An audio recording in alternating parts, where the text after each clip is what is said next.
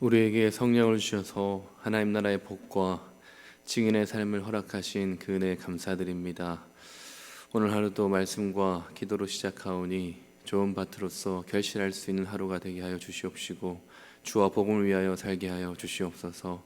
예수님의 이름으로 기도드립니다. 아멘.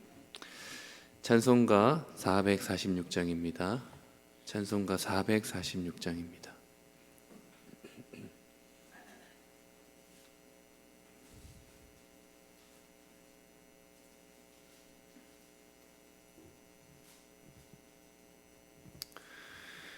주 음성 외에는 참 기쁨 없도다. 날 사랑하신 주 늘 계시옵소서. 기쁘고 기쁘도다. 항상 기쁘도다. 나 주께 왔사오니 복 주옵소서. 나 주께 왔으니 복 주시옵소서. 주 함께 계시면 큰 시험이 이기네. 기쁘고 기쁘도다. 항상 기쁘도다. 나 주께 왔사오니 복 주옵소서. 주 떠나가시면 내 생명 헛되네. 기쁘나 슬플 때 늘 계시옵소서. 기쁘고 기쁘도다. 항상 기쁘도다. 나 주께 왔사오니 복 주옵소서. 그 귀한 언약을 이루어 주시고 주 명령 따를 때 늘 계시옵소서. 기쁘고 기쁘도다. 항상 기쁘도다. 나 주께 왔사오니 복 주옵소서. 아멘. 이 새벽에 하나님께서 주시는 말씀은 사도행전 2장입니다. 사도행전 2장 33절부터 41절까지 읽겠습니다. 사도행전 2장 33절부터 41절까지입니다. 2장 33절부터 41절까지 교독하도록 하겠습니다. 하나님이 오른손으로 예수를 높이심에 그가 약속하신 성령을 아버지께 받아서 너희가 보고 듣는 이것을 부어주셨느니라.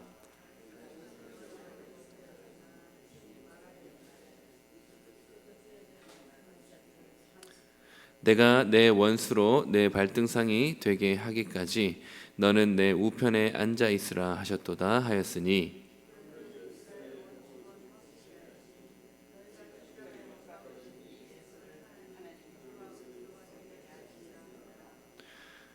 그들이 이 말을 듣고 마음에 찔려 베드로와 다른 사도들에게 물어 이르되 형제들아 우리가 어찌할꼬 하거늘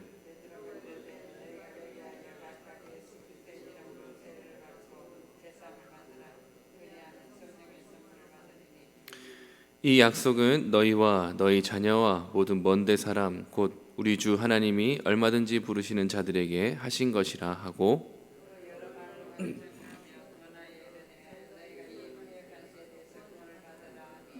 함께 읽겠습니다. 그 말을 받은 사람들이 세례를 받음에 이날에 신도의 수가 3천이나 더하더라. 아멘. 사도행전 2장에서 오순절 성령 강림 사건이 있었습니다. 이 사건에 대한 사람들의 반응은 크게 두 가지였습니다. 너무나 큰 충격에 휩싸여서 당황하는 사람들이 한편 있었고, 또 다른 한편의 사람들은 저 사람들이 술을 취했다라고 얘기하면서 적극적으로 조롱하던 사람들이 있었습니다. 다 놀라 당황하거나 적극적으로 조롱하거나 이러한 상황 가운데서 2장 14절부터는 베드로의 설교가 시작되었습니다. 베드로의 설교는 두 가지 주제가 있었습니다. 첫 번째는 너희가 보고 들은 이 오순절 사건이 술 취한 사건이 아니다라는 것을 설명할 필요가 있었습니다. 이것은 우리가 술 취했기 때문에 일어난 사건이 아니라 구약에서 예언한 이 성령이 임하시는 놀라운 사건이 지금 우리 가운데 성취된 사건이다라고 변론할 필요가 있었죠. 그리고 두 번째 핵심 주제는 그 성령을 누가 보내주셨냐 하는 얘기입니다. 그래서 오늘 우리가 읽었던 본문은 바로 두 번째 주제였던 예수 그리스도께서 이 성령을 보내주셨다라는 내용들을 설명하는 내용입니다. 그래서 33절을 보시면은 하나님이 예수를 오른손으로 높이셨고 예수께서 약속의 성령을 보내주셨다라고 33절에 되어 있습니다. 여러분, 예수님의 승천과 예수님의 부활과 승천 사건은 성경에서 대부분 그 주어가 성부 하나님이라는 거 알고 계십니까? 24절도 한번 보십시오. 오늘 읽지 않았지만 24절을 보시면은 하나님께서 그를 사망의 고통에서 풀어 살리셨으니 이는 그가 사망에 매여 있을 수 없었음이라. 여기도 보시면은 하나님께서 그를, 예수님을 사망의 고통에서 살리셨다. 그리고 33절도 우리가 읽었던 것처럼 하나님이 오른손으로 예수를 높이셨다. 그러니까 예수님이 부활하고 싶어서 부활한 것이 아니고 예수님이 승천하고 싶어서 승천하신 것이 아닙니다. 다 하나님께서, 성부 하나님께서 살리셨고 성부 하나님께서 높이셨다라고 되어 있습니다. 아주 가끔 성경에 예수님을 주어로 이 승천 또는 부활을 설명하는 그런 기사들도 있는데, 그때도 자세히 살펴보시면 주어는 예수님이지만 동사가 어떻게 되어 있냐면 수동태로 되어 있습니다. 그래서 예수님이 올리워져지셨다, 또는 예수님께서 올려지셨다, 이런 식으로 이제 수동태 표현을 쓰고 있는 것입니다. 이것을 통해서 우리가 알 수 있는 사실이 무엇입니까? 바로 하나님께서 예수님을 만물을 다스리게 하시는 주가 되게 하셨다라는 것입니다. 즉 이제부터 만물을 다스리시는 예수님이 하나님으로부터 직접 그 왕권을 부여받아서 통치하시는 정통하신 분이면서 적통하신 분이라는 것입니다.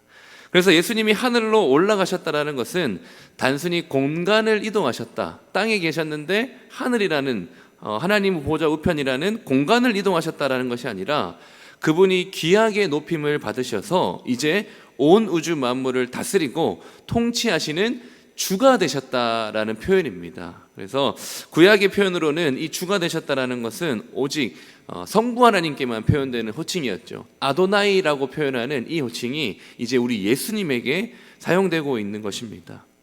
예수님은요, 십자가에서 우리 대신 죽으심으로 우리를 다스리기에 충분하지만, 그 십자가 사건만을 가지고도 우리를 다스리기에 충분하시지만 하나님으로부터 그 정통한 왕권을 부여받음으로 온 우주 만물을 통치하고 다스리기에 충분하신 분이다라고 베드로는 설명하고 있는 것입니다.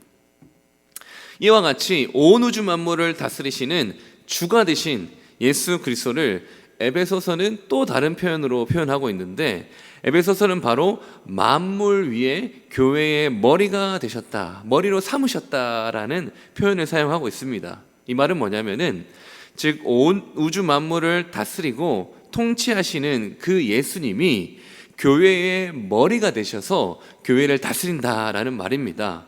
그래서 결국 이 말은요, 온 우주를 다스리는 예수님의 그 통치, 온 우주 만물을 다스릴 수 있는 그 예수님의 다스림이 결국 교회를 위한 통치요, 교회를 위한 다스림이다라고, 교회를 목적으로 하는 우주적 통치다라고 에베소서는 말하고 있는 것입니다. 교회와 복음을 가로막는 악한 세력에 대해서는 이제부터 어떻게 통치하십니까? 권능으로 통치하시는 거예요. 악한 세력에 대해서는 물리치시고 권능으로 통치하시고, 사랑하시는 교회에 대해서는 어떻게 통치하십니까? 은혜의 통치를 펼치시는 것이죠. 그래서 오늘 하루에도 우리에게 어떤 일들이 일어난다 하더라도 그 일들은 은혜의 통치를 하시는 우리에게 예수님이 다스리고 계신다는 사실을 잊지 마시길 바랍니다.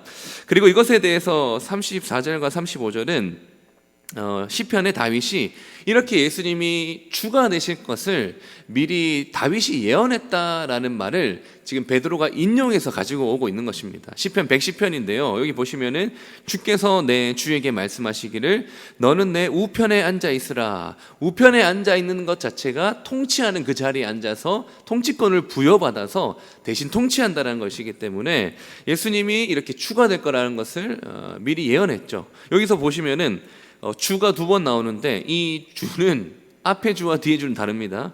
먼저 주께서라고 얘기할 때 이 주는 성부 하나님을 얘기하는 것이고, 다윗의 입장에서 내 주에게 말씀하셨다라고 하는 내 주는 바로 그리스도를, 메시아를 얘기하는 겁니다. 그래서 성부 하나님께서 그리스도에게 말씀하시기를 너는 내 우편에 앉아 있어라. 이건 다윗에게 하는 말이 아니거든요. 다윗은 왜냐하면 하늘로 승천한 적이 없기 때문에 다윗이 미리 보고 예언했다라고 얘기하는 것입니다. 그러므로 결론은 무엇입니까? 36절에 그러므로 너희가 십자가에 못 박은 예수를 하나님이 주와 그리스도가 되게 하셨느니라. 이것이 베드로의 설교의 두 번째 핵심입니다. 우리가 술 취한 것이 아니라 성령을 통하여서 성취되는 사건이라는 것을 먼저 설교 초반부에 설명하고 난 다음에, 그렇다면 이 성령을 누가 보내주셨냐라는 설교의 두 번째 핵심의 주제가 바로 36절이죠. 너희가 십자가에 못 박은, 너희가 십자가에 버렸던 그 예수를 하나님께서 살리셔서 주와 그리스도가 되게 하셨다라는 것입니다.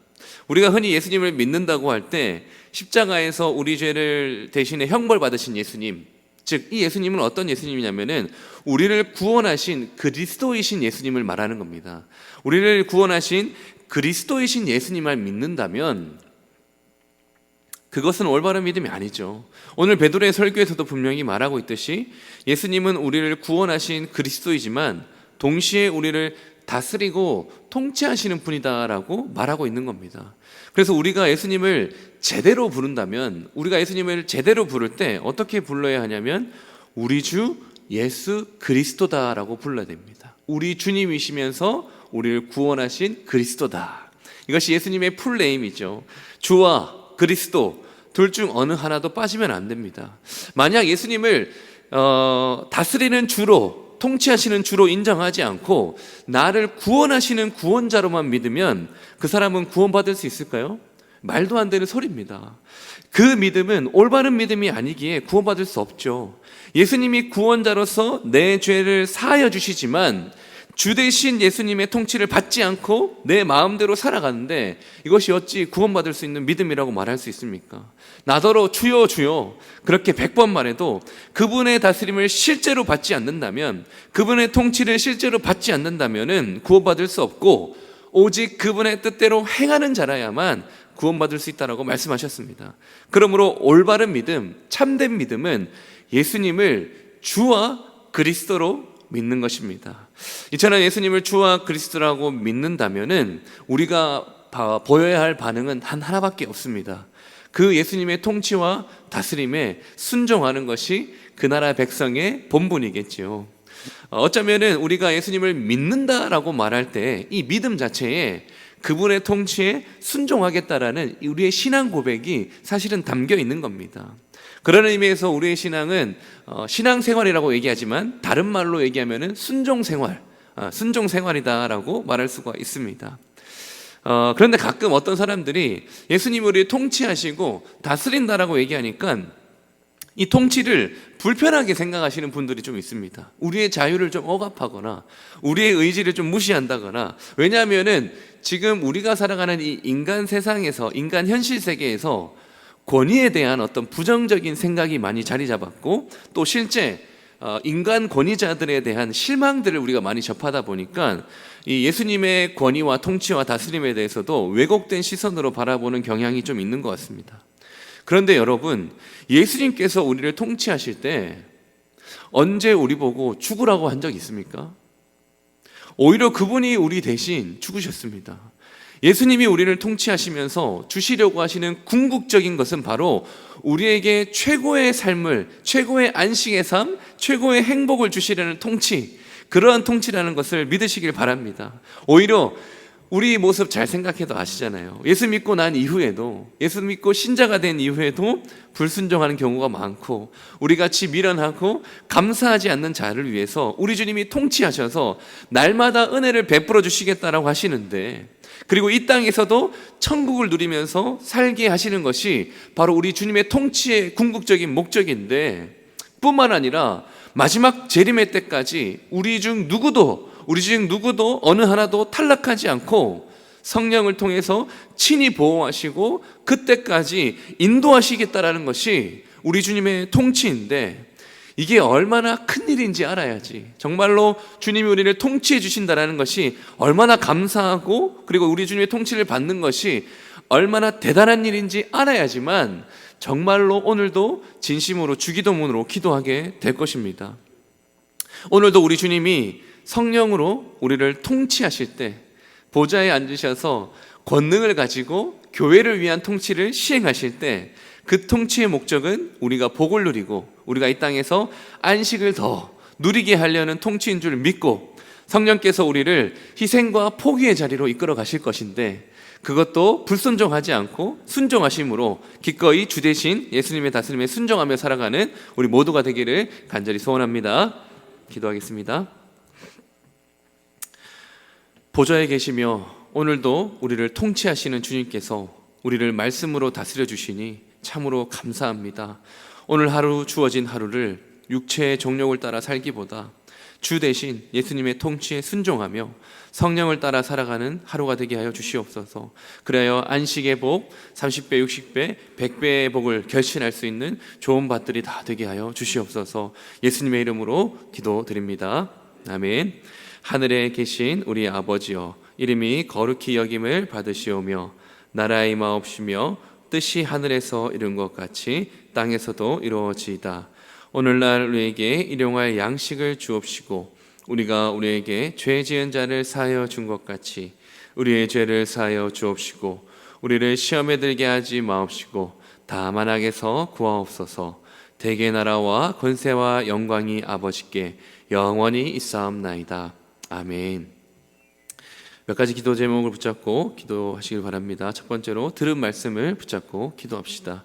말씀에 순종하면서 주님의 통치를 실현할 수 있는 개인과 우리 교회가 되게 해달라고, 오늘 하루도 성령의 인도를 따라가는 하루 되게 하소서 기도하여 주시옵소서. 그리고 두 번째는 병중에 있는 성도들 낙심하지 않고 주님의 통치를 믿으며 끝까지 믿음이 흔들리지 않도록 기도해 주시고, 또 태풍이 북상하고 있는데 피해 없이 무사히 지나가게 하시고, 휴가 중에 있는 담임 목사님과 관리사님의 안전을 지켜달라고 기도해 주시고, 마지막으로는 새 교회당 건축 남은 기간 적절하게 하나님께서 인도해 달라고 여러 가지 기도 제목을 가지고 기도하시고 개인 기도 제목 가지고 돌아가시길 바랍니다.